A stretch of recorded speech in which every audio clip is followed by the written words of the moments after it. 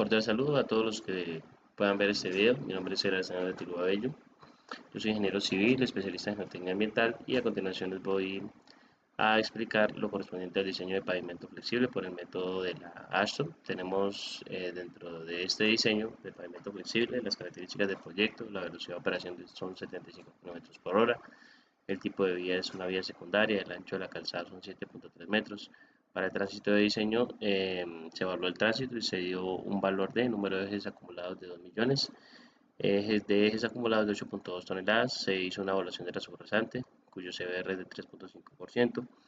Dentro de las características de los materiales tenemos una subbase granular que tiene un CBR del 30% con un módulo de Poisson de 0.42 y el aporte del drenaje es regular, una base granular con un CBR del 80%, un módulo de Poisson de 0.4, un aporte del drenaje que es bueno y una mezcla asfáltica que se le hizo estabilidad de marcha dando unos 7500 Newton y un módulo de Poisson de 0.35. Entonces pues nosotros comenzamos calculando con el software Ashton 93 lo que corresponde con el número estructural. Se calcula el número estructural, pero el requerido por medio del software Ashton.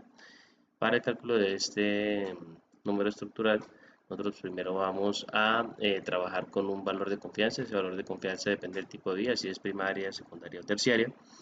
Si es primaria, pues va del 90 al 99, si es secundaria del 80 al 90, si es terciaria del 70 al 80. Trabajamos con una vía secundaria, para este caso del proyecto, va de 80 a 90, muy comúnmente se escoge un valor del 85%, pero pues obviamente esto ya es a criterio del diseñador. Tenemos un error normal combinado que pues en palabras simples mide la variabilidad o incertidumbre que existe entre lo que se diseña y pues lo que va a ocurrir en campo. Para el caso de nosotros, pues vamos a diseñar un pavimento flexible, la construcción es nueva y el valor de el error combinado pues es 0.45.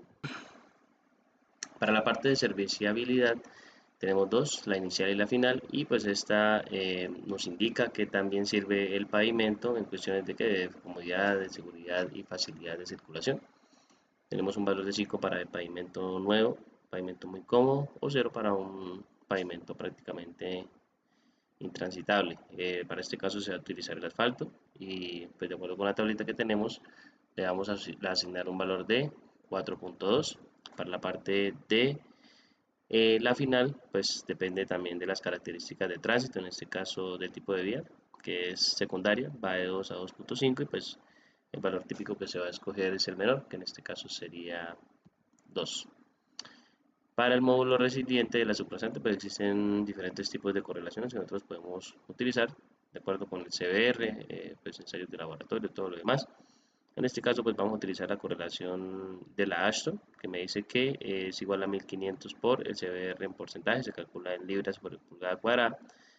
El valor del CBR es de 3.5%, por lo tanto nos da 5250 libras sobre pulgada cuadrada o PSI, y pues es una medida de la rigidez elástica recuperable del suelo, ¿cierto? A medida que recibe cargas repetitivas. Tránsito de diseño, pues ya habíamos dicho, son 2 millones de ejes acumulados de 8.2 toneladas que se midieron pues obviamente durante el transcurso del proyecto.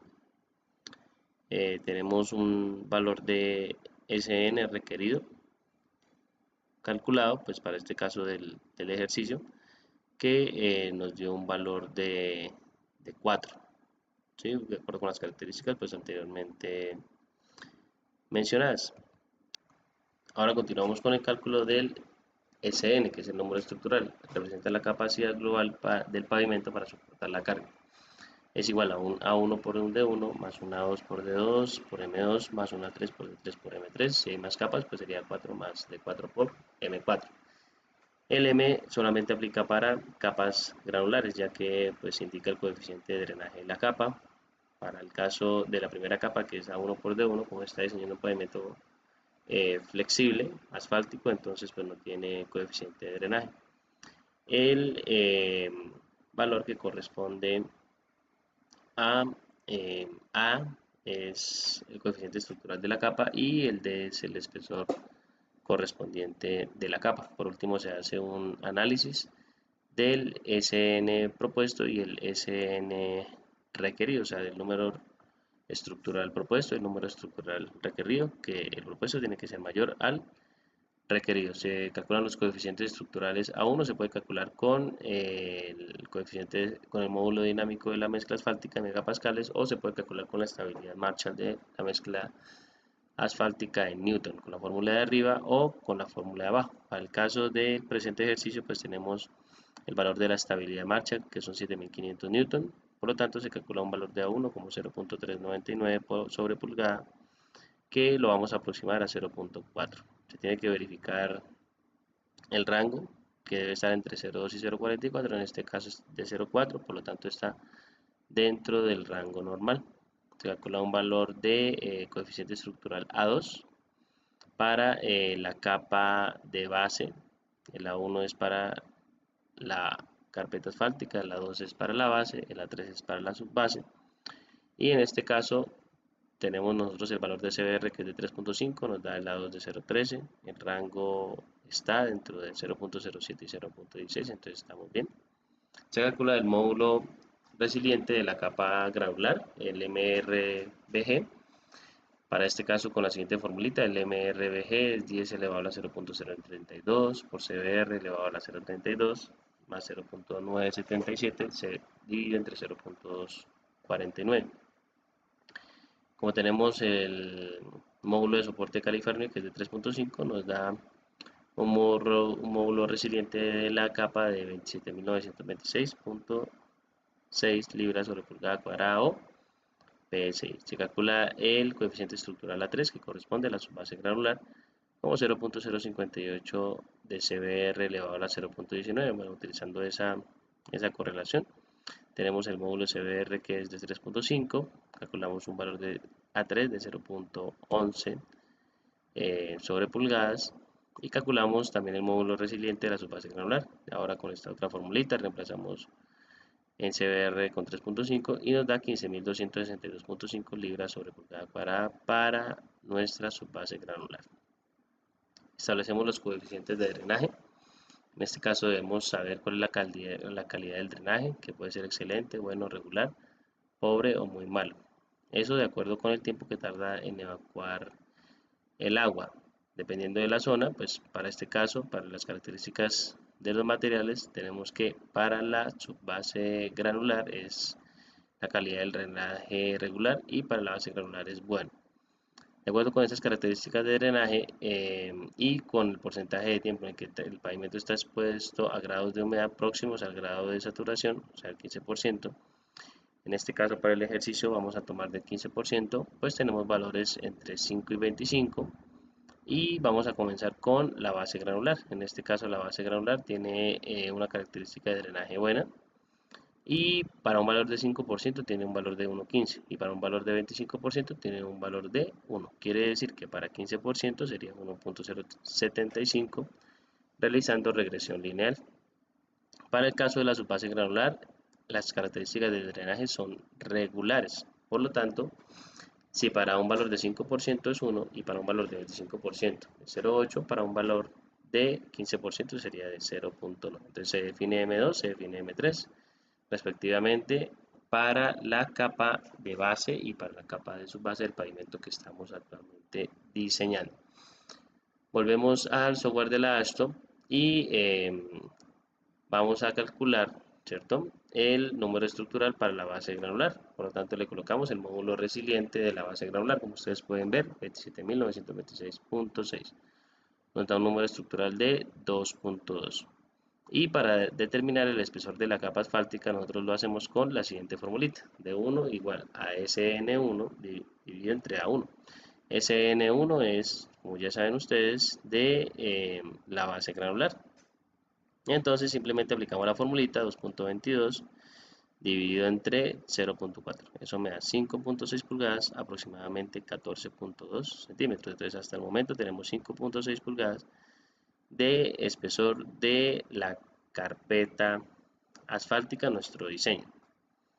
Realizamos la verificación de que ese espesor sea mayor al espesor mínimo que me pide la ASHTO. En este caso, si nosotros vemos la tablita, referenciamos el número de ejes de 8.2 toneladas, que en este caso están por 10 a la 6, para nuestro caso serían 2 por 10 a la 6, ejes de 8.2 toneladas, y el valor sería para un concreto asfáltico. El valor de mínimo sería de 3, tenemos de 5.55, bueno, en este caso, qué pena, sería de 5.6 ya aproximadamente, que sería mayor a 3 y por lo tanto estaría cumpliendo. Vamos a determinar ahora el espesor de la base. Entonces, palabras más, palabras menos, ese espesor de la base sería de 2. Sería igual a un SNBG dividido entre un A2 por un M2. El SN2 se calcula es directamente con la subbase granular. Para este caso simplemente le colocamos el módulo resiliente de la subbase granular, que sería 15.262.5 para el presente ejercicio, y nos daría un número estructural de 2.77. ¿Listo? Simplemente calculamos el SNBG como el SN2 menos el SN1, o sea, 277 menos 222 nos da 0.55, y aplicamos la formulita de 2, 0.55 dividido entre 0.13 por 1, 0.75. Eso nos da 3.94 pulgadas, o sea, 10 centímetros. En este caso, pues como valor mínimo que nos está pidiendo la norma para la parte del diseño es de 15 centímetros, o sea, de 6 pulgadas. ¿Qué es lo que hacemos? Pues en vez de establecer 3.94 pulgadas, establecemos 6 pulgadas, que es lo mínimo que debería establecer. Y tengo que recalcular en este caso el SNBG. Entonces simplemente despejamos el SNBG de la fórmula, que sería igual a D2 por A2 por M2, o sea, sería 6 pulgadas por nuestro valor de 0.13 por nuestro valor de 1.075, que nos daría 0.84 ajustado.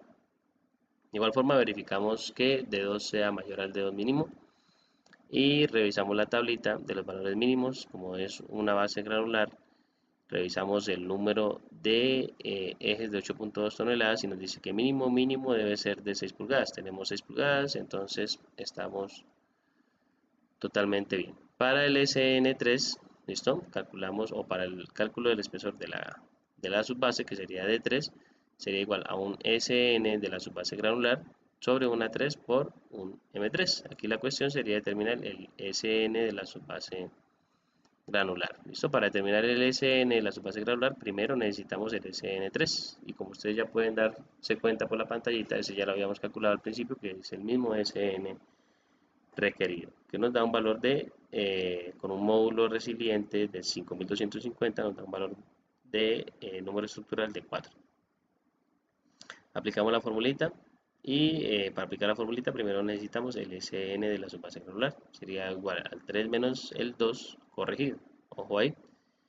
Y para este caso primero debemos calcular el SN2 corregido, que sería igual al SN1 más el SNBG, o sea, 2.22 más 0.84, eso nos daría 3.06, y el SN, la subbase granular, sería igual al SN3, o sea, 4, menos el SN2 corregido, que sería 3.06, y eso nos da un valor de 0.94. Para el cálculo ya del D3, pues muy sencillo, sería 0.94 dividido entre 0.11 por 0.9. En este caso nos daría 9.5 pulgadas, o sea, 25 centímetros de espesor de la subbase granular. Ya pues nosotros habíamos visto la tablita y pues estaría cumpliendo el valor de espesor mínimo de la subbase granular. En este caso pues podemos resumir nosotros que tenemos para la parte de carpeta asfáltica un espesor de 14.2 centímetros. Para la parte de base granular tenemos un valor de 6 pulgadas o 15 centímetros. Y para la parte de subbase granular tenemos un espesor de 9.5 pulgadas o 25 centímetros. Por último hacemos un chequeo general, que simplemente es aplicar la fórmula que les estaba presentando al principio para calcular el SN del pavimento. Sería igual a A1 por D1 más A2 por D2 por M2 más A3 por D3 por M3. Eso nos va a dar el SN propuesto. En este caso aplicamos esas formulitas y nos da un SN propuesto de 4.139. El mismo propuesto, ¿cierto?